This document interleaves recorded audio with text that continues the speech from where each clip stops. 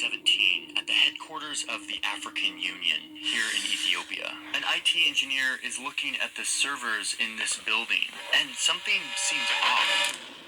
The engineer notices that often in the middle of the night, these servers are connecting to some server in Shanghai and uploading emails and audio files. The African Union headquarters was built in 2012, but it was not paid for by any African nation. The impressive new headquarters of the African Union, entirely funded by the Chinese government. This building was a $200 million gift from the Chinese government. It was designed and built by Chinese firms with Chinese money. And yes, the servers were installed by Chinese engineers, who, it appears, left an intentional backdoor into the servers so that they were easily accessible. The African Union IT team eventually removed these Chinese servers and installed new ones. The Chinese government literally offered to install them for them, but they declined. The local IT people also swept the building, and they found microphones embedded in the furniture and in the walls. The whole building was bugged and had been feeding audio and internal emails to China for like 5 years since the building was built. China building a headquarters for the African Union and then spying on it is a pretty good symbol of what China is up to in Africa. And that's what this video is about. It's about how a growing China has rushed into Africa, mainly by building a bunch of stuff. Roads, trains, dams, mines, ports. These projects are a part of China's growth as a superpower. And it shows how this country is projecting its power on the continent of Africa. But there are questions here over why the headquarters of such an important African organization is entirely the work of Chinese construction, labor and money. Okay, so there's this very predictable thing that you see time and time again as countries get powerful. As a country gets rich, they often start looking outward, both economically and militarily. Let me explain what I mean here. 50 years ago, China was a very poor country with a huge population. But eventually they opened up to the world. They opened up their huge population as a workforce for cheap labor, and their economy exploded. China's agrarian, urbanizing fast, you betcha, but still agrarian. Most in terms of land, not population. Come on, Michael. No, you're wrong about this. So now China is a very rich country. And remember, rich countries start looking outward. How can they project their power, connect with other countries to continue their growth? They do this for a couple of reasons. The first one is the economic reason. In the same way that the US got really rich and prosperous and started to look outward to China for cheap labor, China also got rich. And its labor eventually got expensive, wages went up, and China needed its own option for cheap labor and new growth opportunities. So they started pouring huge amounts of money, like $300 billion huge, into Africa.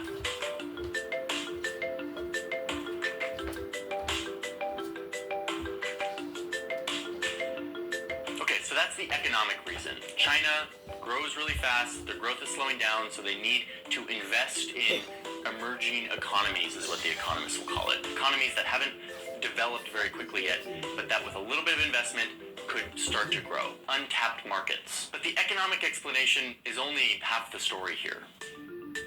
In China, economics and government power are not very separate. So to understand what China is really up to, you have to understand the geopolitical motives. And to do that, we gotta look at a map. Here are all the countries that China has projects in. And yes, I've just highlighted every single country on the African continent. I mean, besides this one down here, this little tiny country of Swaziland, they're the one holdout on all of this. These projects range from transportation projects like roads and trains, to energy like oil and dams, to real estate projects like housing developments, and then mining for things like copper. You have everything from a shoe factory in Ethiopia to a $6 billion Chinese-financed dam in Nigeria, to a massive suspension bridge in Mozambique, the longest in Africa. I mean, these projects are everywhere, even here on this tiny island off the coast, where China has poured millions of dollars to build housing, a stadium, an auditorium, a library, as well as their national parliament.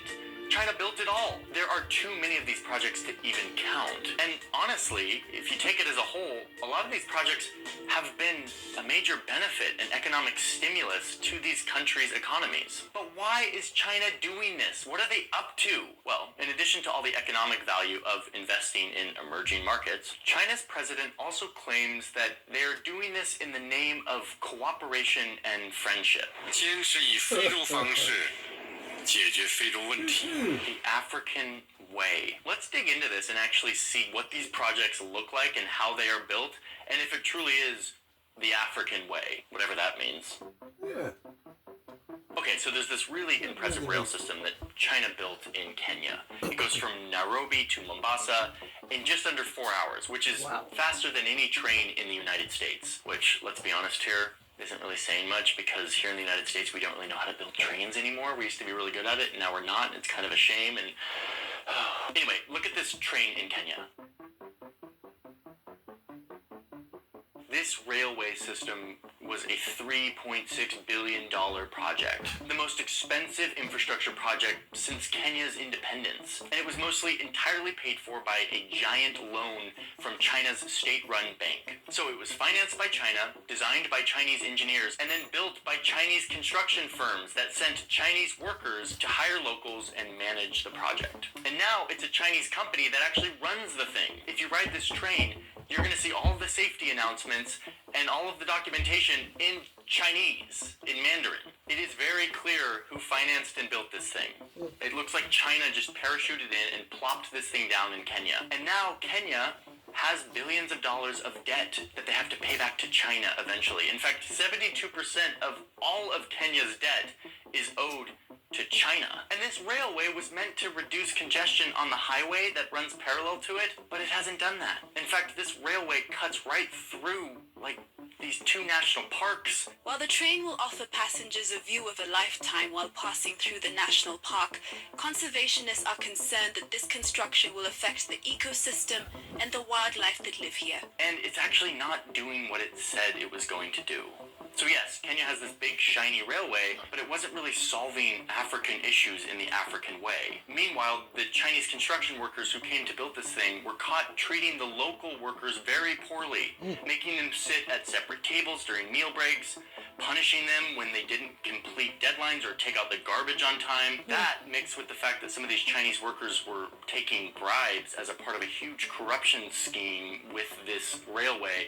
And it's clear that this project wasn't actually about supporting the local environment. It just left Kenya with a giant pile of debt and a big shiny railway. But listen, that's not always the case. There are tons of these projects, and some of them are truly helping the locals, like this big, beautiful, shiny road here in Lesotho. This used to be a rough gravel road, and it is now a beautiful, shiny road that is helping the locals move around in their country. So it's definitely a mixed bag. And listen, I get it. China, you want to give a $5 billion loan to Nigeria to build a dam because Nigeria has 200 million people, many of them young, and you want to help them become a booming economy so that you can get in on some of that growth. Oh, and you love the fact that you don't have to adhere to any environmental standards while you're doing these projects, which I know you love, China. I know it. That's the business rationale. We're looking for new economies to invest in and be a part of their growth. But if you look a level deeper, you won't just see a bunch of investment projects.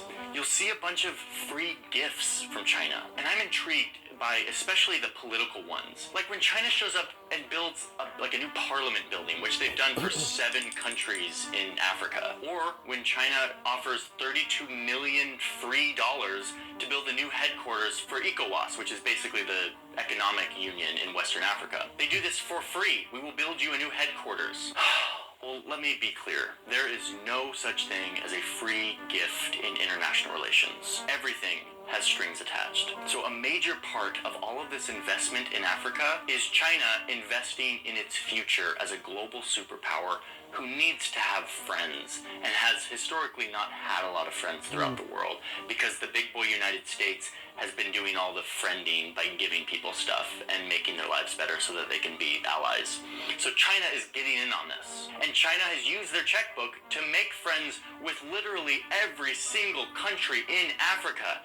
Of course, besides Swaziland, the teeny little country in the south that has been the one country that has held out on all of this. In funneling all of this money into these countries, China has been able to get all of these countries, besides Swaziland, to not recognize Taiwan anymore and to support China instead. The TLDR on that is that you can't support Taiwan and China because they both think that they're China, so you have to support one or the other, and so China has been getting everyone to denounce Taiwan and say that they support China. That's a whole other thing. I'm making videos about that. Suffice it to say that China has been using its checkbook to get all of these people to be their friends. It's sort of like the rich kid in middle school who like brings you an MP3 player because he wants you to be his friend, and you're like, sweet, if you give me your MP3 player, I'll be your friend. I grew up in the early 2000s.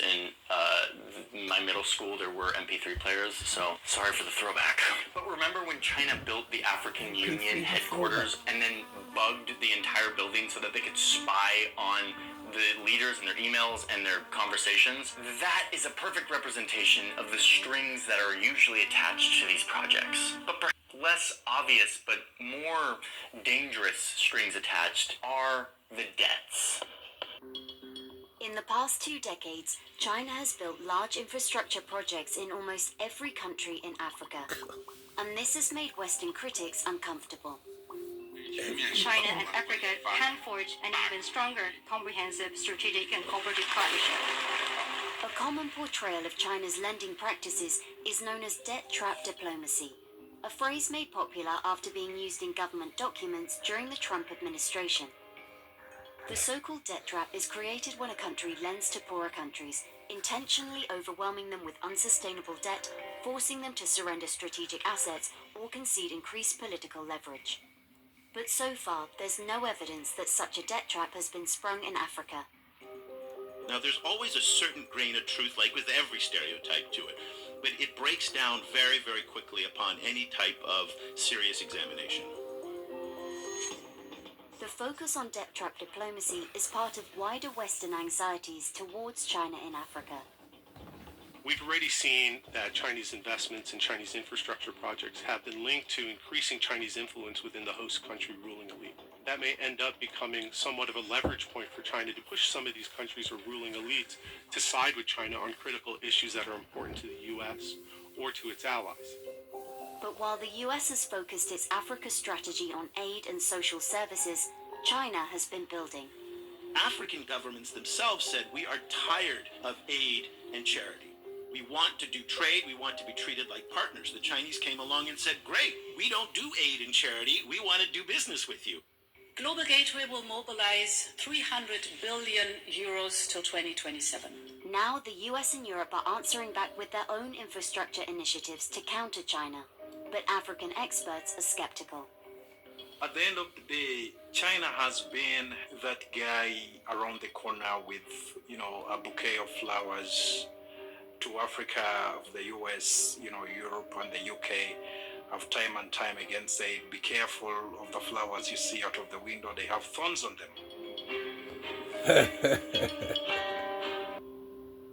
Ghana, the handover of power from the British government went off smoothly and with dignity.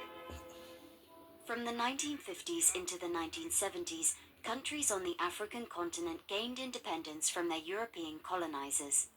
US and European-led organizations like the IMF and the World Bank funded much-needed infrastructure across the continent. But that slowly stopped. The United States and Europe kind of backed away from infrastructure in the 60s and 70s. It's something that we did very, very well for a long time in the post-war era. We built vast amounts of infrastructure throughout the world. And one of the things you see in Africa is that so much of the railways and the highways and the infrastructure was built during the colonial period. And back then it was quite solid, but it's been decrepit because the former colonial governments are not plowing in lots of money. Enter China. As early as the 1970s, Beijing began building the Tazara Railway, a link between the Zambian town of Kapiriamposhi and Dar es Salaam port in Tanzania. At the time, it was the longest railway in sub-Saharan Africa, allowing Zambia to ship copper, bypassing white ruled Rhodesia and South Africa. It also gave China much-needed political allies. Beijing said, we have problems, you have problems, we will help you out. And they embarked on this. And this is really some of the early seeds that China sowed in Africa that later, came to clearly define the divide between the West and the East as far as China's involvement in Africa is concerned. In the early 2000s, as China looked to expand markets and political influence abroad, its investment in Africa ramped up. The Chinese said, well, guess what? We are the best in the world now at producing large-scale infrastructure fast and cheap. And we have a surplus of capital. So we'll loan you the money. We have our great contracting companies. We have all of this skill and all this ability to deliver fast and cheap. And in that sense, it was really an ideal match. They recognized what Africa's development stage was, and they said, you know what? 30 years ago, that was us. We recognize a lot of what's going on here. You don't have enough infrastructure. You have a large population that's growing quickly. Also, let's not underestimate there is a shared history here of anti-colonial struggle. So you tick all of those different boxes, and Africa made a lot of sense for the Chinese to come in. China is currently involved in an estimated 35 African countries and has made significant contributions to their infrastructure, including ports, railways and power plants. It's estimated that China has invested more than $340 billion in Africa. So compared to how much China is investing across the world, this may not be as much, but for Africa it's a lot of money because of the huge infrastructure gap that Africa faces. But there are noticeable differences between Chinese financing and how the West lends, historically with low interest rates and flexible terms. There must be over millions of different types of loans out there. But if you were to take an eagle's eye view of the different kinds of loans involving Chinese lenders, you can broadly categorize it into three different types. The loans fall into three categories: zero interest loans offered as aid, concessional loans which have a lower interest rate often intended for large infrastructure projects, and the most common, commercial loans with higher interest rates in line with what you would get from a typical private bank.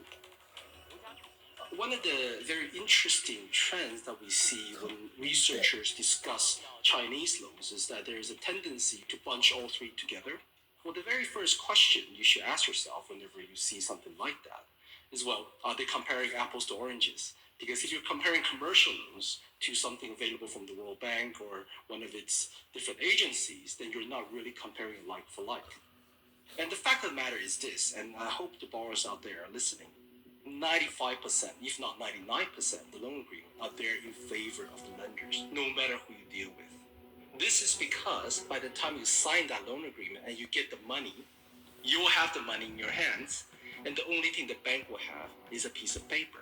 That is why the loan agreements are in their favor. In one report which analyzed 100 Chinese contracts, it revealed that the loans are structured to give an advantage over other creditors and allows action to be taken if the borrower acts contrary to the interests of a People's Republic of China entity. There are also unusual clauses that shroud agreements in secrecy. When you look at multilateral lenders like the World Bank and the different agencies, their shareholders are countries, and they're required to publish their lending and activities just to be transparent. They don't have any choice. On the other hand, when you come to commercial banks, then you'll see a very different case, and that is banks often are under a duty of confidentiality to their clients. I think the Chinese banks are no different. But the rush to give out loans by the Chinese has meant some of their early investments weren't as profitable as projected. So when China stepped into the field, it was much welcomed by the developing world that there would be increased financing for infrastructure. However, with the rush to get projects off the ground, to put them into action and to begin construction, critical due diligence was often left by the wayside. Financial sustainability, social and environmental sustainability assessments kind of never were done, or were done haphazardly, or were simply not transparent or available to the populations. What this has ended up causing is states to take on projects that they initially thought were affordable, but unfortunately they've been now saddled by debt. China is coming for its pound of flesh in Uganda. In 2021, the Entebbe International Airport in Uganda came under fire after local media reported that the airport would be taken over by China. We call this a debt trap. After closer examination of the contract, it was found there was no debt trap, and both sides have denied that the airport is in danger of a takeover. I think there is an assumption that certain governments are not able to look after themselves, or they're either not sophisticated enough, or they're just simply too corrupt to look after its own interests. I think in my personal view and experience, that just simply hasn't been true. Experts say more should be done by borrowing countries to make sure loans are more favorable to their interests. But the Chinese argue that the risk level is higher in African countries, and greater repayment assurances are needed for loans that might not otherwise be available. Certainly in my 20 years of experience, I've never seen a case where the Chinese bank will just say, look, don't read this, just sign the dotted line. In fact, they will spend days and days and they're sitting with us, going through every line of the document and making sure the other side understands, because they know in 10 years' time, if they don't explain this clearly, this is going to come back and haunt them.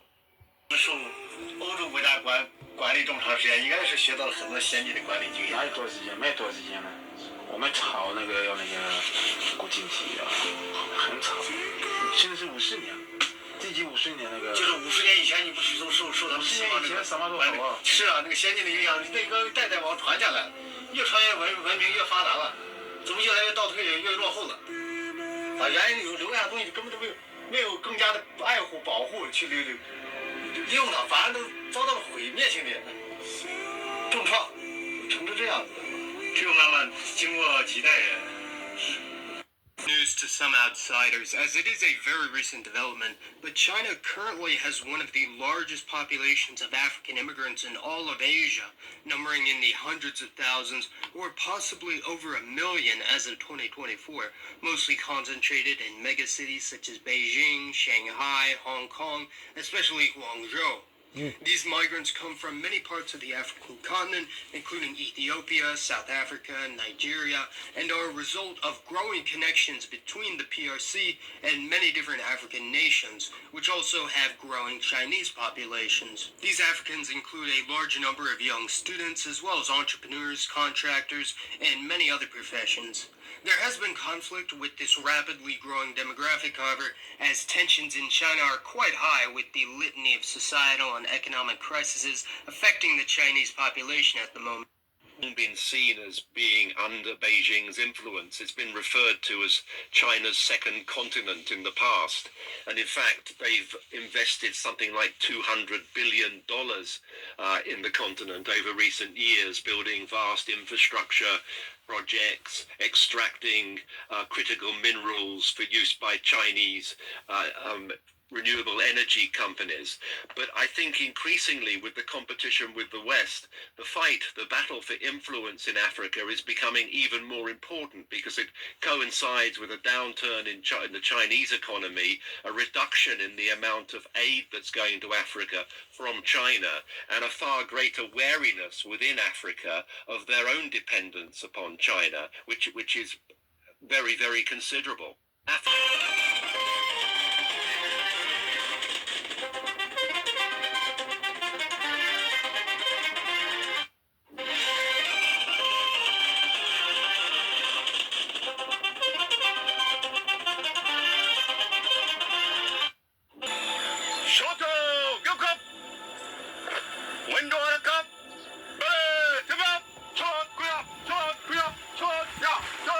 Tanzania People's Defense Force has had an esteemed presence in the East African country since independence in the 60s.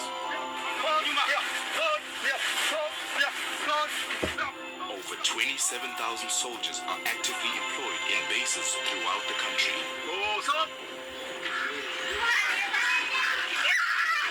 Proper accommodation for officers has always been a problem.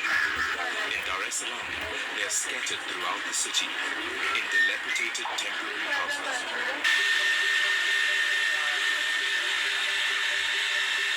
But that's about to change.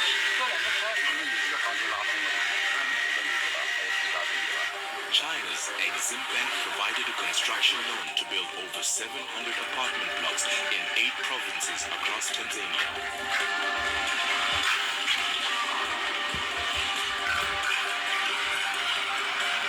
This will provide accommodation to over 6,000 officers and their families.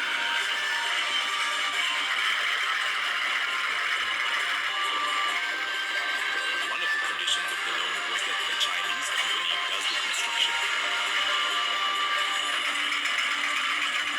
Shanghai Construction Company, or SCG, was appointed for the task. This is the company's first project in Tanzania, one they take very seriously.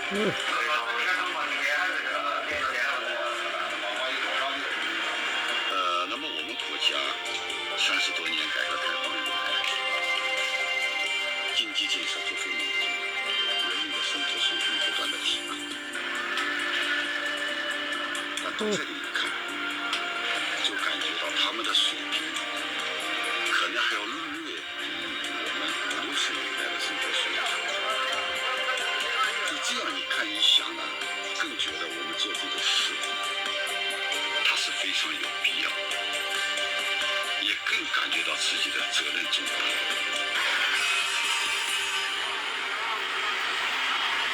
看跟表子嘛，高高一点。侬搿能学起勿来手呀，肯定。Personally, I'm appreciating. I'm working well with the Chinese. I can say they are serious. They are really devoted to what they are doing. Definitely, I'm quite happy working with them. As far as this company is concerned and what we are doing right away, I'm just positive towards what we are moving on.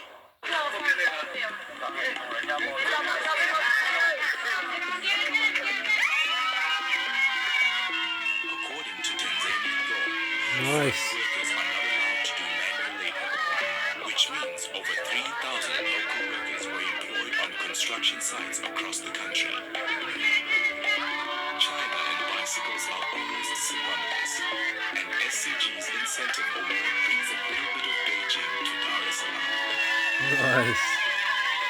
In Tanzania, the traffic fee is very high compared to the salary. So we also hope our workers, when they work good, we get them good transport. They can also to reduce their work pressure and their life pressure, and they're happy to us. It's more than just to give them money. Nice.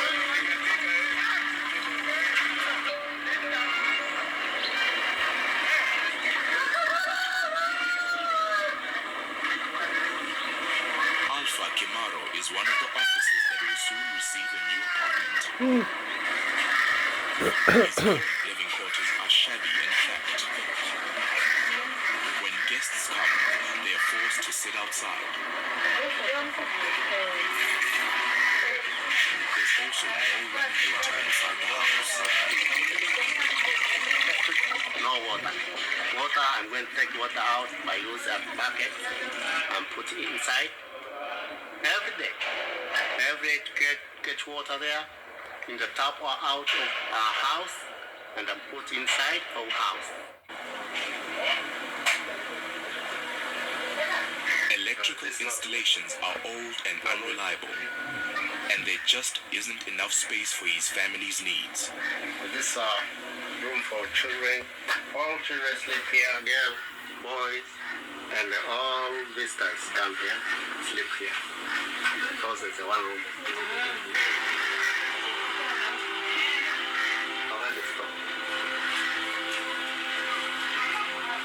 Today, the Kimaros get their first chance to look at their new living quarters.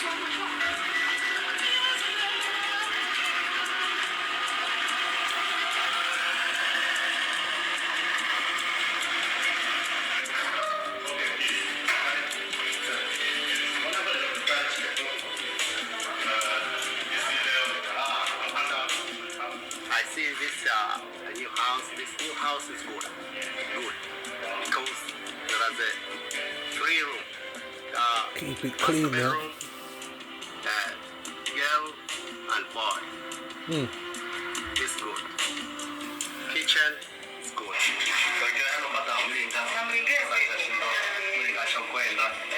Sasa nataka condition, put up something in cupboards.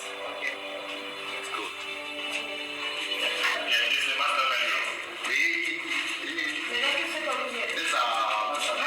Yeah, this is the master bedroom. This is the master bedroom. It is for the master. Water inside. There's washing. You're washing here. There's the water. For rubbish water is good. To flush the rubbish water. Yeah, you flush with rubbish water here. As soon as water and electricity are supplied by the local government, the Kimars Rubbish water.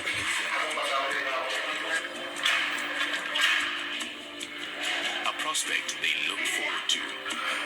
Chinese people is a good people because it's built a house for short time. And they build a good house and strong. Yeah.